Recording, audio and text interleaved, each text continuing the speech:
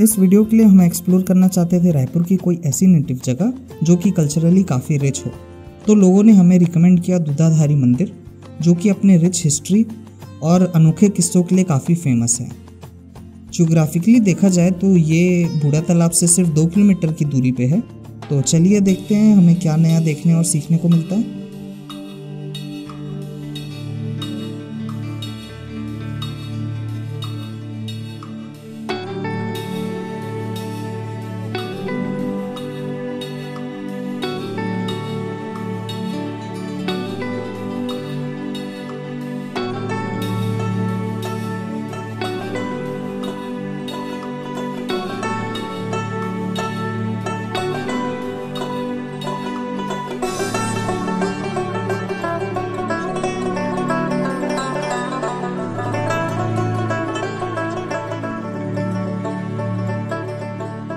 ये है दूधाधारी मठ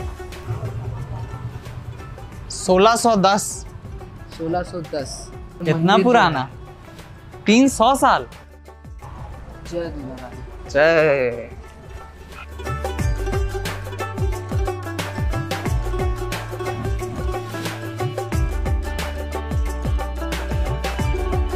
इस मंदिर के बारे में आप कुछ ये मंदिर बहुत प्राचीन, आप देखिए यहाँ 1610 लिखा हुआ है। ये देखिए दक्षिणाभूमि हनुमान जी हैं जो स्वतः करवट ले लिए बालाजी का निर्माण होने के बाद। आज भी देखिए शरीर का पूरा भार अभी भी इधर ही है, सीढ़ी आज भी इधर ही बना हुआ है और इनका आकार जो है सालों साल बढ़ते जा रहा है और अपने स्वामी से विमुख ना हो करके स्वतः करवट ले लिए। भी इनको दूध का आहार चढ़ाया बिल्कुल बिल्कुल, अभी भी दूध का अभिषेक पहले होता है, फिर उसके बाद शालिग्राम के स्नान किए हुए जल से, फिर उसके बाद शुद्ध जल से स्नान कराया जाता है प्रतिदिन का। ये तो दूधाधारी महाराज इन्हीं की सेवा क्या करते हैं? इनके जो दूध से अभिषेक होता था उसी दूध को ग्रहण करते थे जो महाराज जी हैं, और वो दूध का आहार अपने जीवन काल में सिर्फ दूध का ही आहार लिए, इसीलिए दूधा आहारी कहलाने लगे और इन्हीं के नाम से मठ मंदिर का नाम भी दूधाधारी पड़ गया।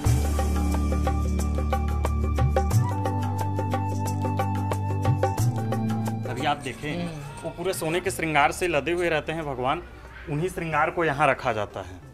और यहाँ हमारा लक्ष्मी निवास है, यहाँ नीचे तल घर हैं, नीचे तल घर से एक सुरंग गई हुई है जो कंकाली तालाब, अच्छा, रायपुर के बीच में जो मंदिर है तालाब के बीचों में वहीं निकलती है। अच्छा, ये बिल्कुल आइडिया नहीं था, शायद आपको भी आइडिया नहीं होगा। बिल्कुल ये चीरी पेड़ है जो हमारे दूधाधारी महाराज जी जीवी करके जो गाड़े हुए थे वो आज पेड़ के रूप में विद्यमान है।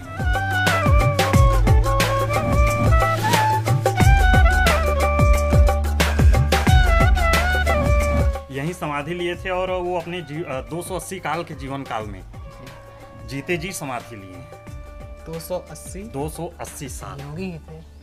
पंडित जी, एक चीज़ मैं जानना चाह रहा था, जैसे मुझे महाराज जी ने बताया कि यहाँ पे 2 रसोई घर है, एक सीता माता रसोई घर और एक माँ अनसुईया रसोई घर। ऐसा कहा तो जाता है, अब पूर्वाचार्यों से हम लोग सुनी सुनाई बातें हैं कि यहाँ माता जी ने राम निवास जो है जी, वहाँ राम जी का मतलब निवास रहा करता था एक समय में, और माता जी यहीं, अब छोटा सा रसोई था वहीं रसोई में खाना बनाया करती थी।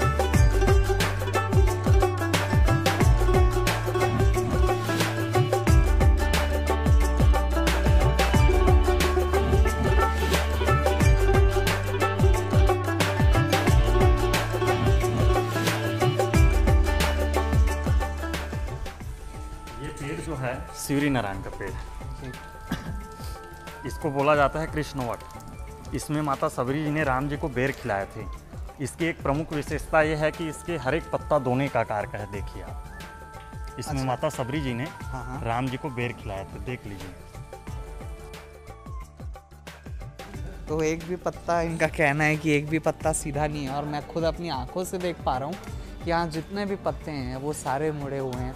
तो ये अभी भी आप देखेंगे इतना पुराना आजकल देखने नहीं मिलता है। जैसे ऊपर देखेंगे लकड़ी के बने हुए हैं। गौशाला चलते हैं, यहाँ गौशाला भी हम लोग संचालित करके रखते हैं, गौ सेवा भी होती है।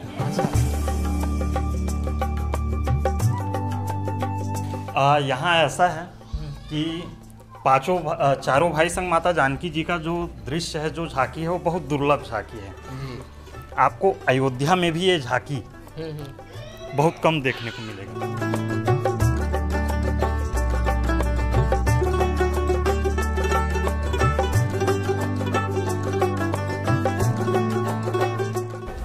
इसमें आप देखेंगे पूरी छत्तीसगढ़ की कलाकृति और हमारी भारतीय संस्कृति को लाया गया है। यहाँ आप देखेंगे।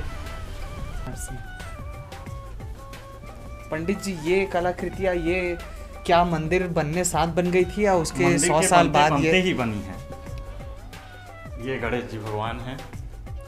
ये काफी दुर्लभ और यूनिक है। और अगर देखा जाए तो ये गणेश जी का जो सूंड है वो ऐसे रहता है। हाँ, लेकिन इनका देखिए आपको डिफरेंट मिलेगा जी। तो ये मैं देखूं तो अगर ये एक स्तंभ के रूप में और स्तंभ के रूप में ही वो पे स्तंभ टिका हुआ है। ये सिंदूरासुर का जो वध करके आए थे वही स्वरूप है। अच्छा जी, इसलिए इनको सिंदूर चढ़ाया जाता है। और इतनी प्यारी नक्काशी की गई है। ये ऊपर भी अगर उसी काल की नक्काशी है। तो पंडित जी, एक तो मैं आपसे जानना चाहूँगा कि आप कितने वर्ष के हैं? मैं 24 साल का हूँ। 24 साल की, और मैं हूँ 25 साल का। मुझे पंडित जी एक जो ज्ञान की बातें हैं वो आपसे जानने मिली। और पंडित जी, हम कभी भी सुनते हैं तो हमारे मन में आता है कि कोई ज़्यादा एज के व्यक्ति होंगे, पर जो पंडिताई होता है वो होता है ज्ञान से, जो कि ये पंडित जी बताएंगे। और क्या पंडित जी आप यहीं के विद्यार्थी रहे हैं? मैं यहीं का विद्यार्थी रहा हूँ। मैं यहाँ पाठशाला से पढ़ा हुआ हूँ। पाठशाला के बाद अभी कॉलेज में अध्ययनरत हूँ। तो ये हमारे पंडित जी थे। पहला मिथ तो टूट ही गया कि पंडित और भक्ति का एज से कोई लेना देना नहीं होता।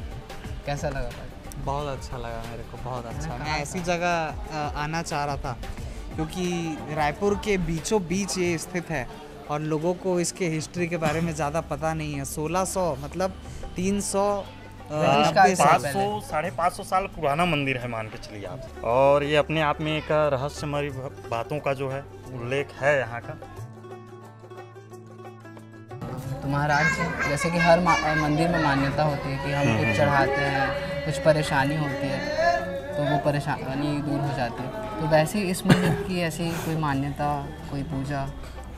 यहाँ तो ऐसा है कि लोग बाग जो समस्या और विकट परिस्थिति से जूझ रहे होते हैं वो यहाँ भगवान श्री स्वामी बालाजी भगवान और हनुमान जी महाराज के सामने हनुमान जी को साक्षी मान के यहाँ नारियल बांधते हैं। महाराज जी, हम भी करना चाहते थे तो ये प्रक्रिया की जा सकती है? हाँ, बिल्कुल। अभी भी नारियल बांधने की और कोई भी पूजा की कभी भी आप कर सकते हैं। तो अब हम यहाँ की मान्यता के अनुसार एक नारियल बांधने जा रहे हैं हम दोनों के नाम से।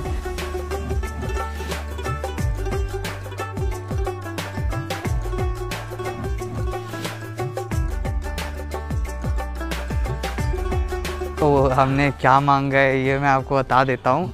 हम जैसे मोटू पतलू की जोड़ी है, तो जो मोटू है वो पतलू होना चाह रहा है और जो पतलू है उसके घर में बोलते हैं कि आपको मोटा होना चाहिए। तो जो मोटू पतलू की जोड़ी है ये दोनों अब एक्सचेंज हो जाएगी बॉडी। तो देखते हैं अगले वीडियो तक क्या आपको ऐसा देखने को मिलता है। देखते रहिएगा।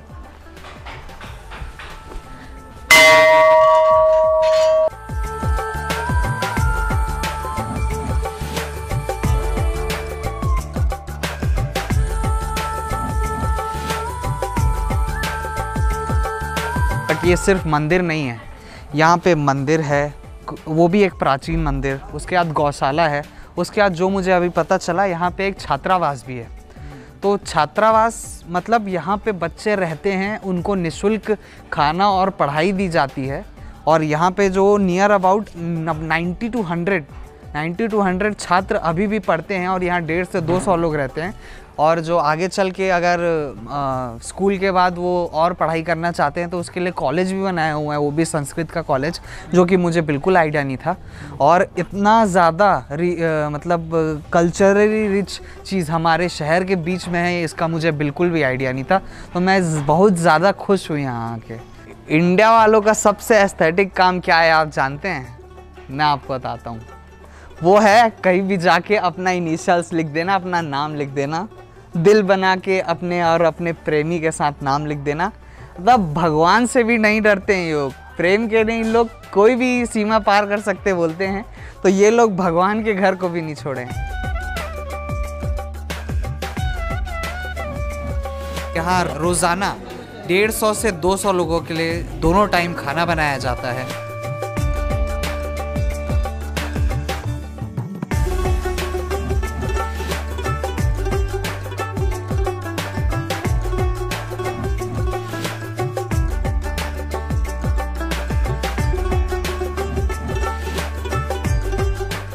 दिल्ली की नहीं शांति वो पता है। बिल्कुल, मतलब मैं एक्चुअली काफ़ी ज़्यादा एक्सपेक्टेशंस नहीं रखा था इस जगह के लिए, जो कि मैं बिल्कुल गलत था।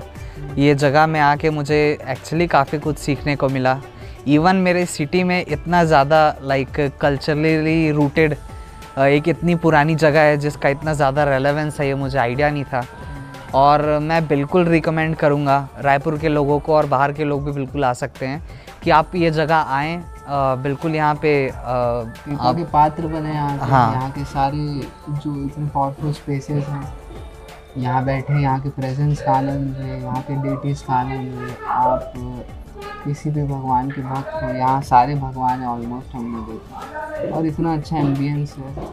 आपको यहाँ आना चाहिए, दर्शन करना चाहिए, रायपुर के कल्चर को जानने का आपको हक है, आप रायपुर वासी। तो दोस्तों, आज का हमारा एपिसोड आपको कैसा लगा हमें कमेंट बॉक्स में ज़रूर बताइएगा।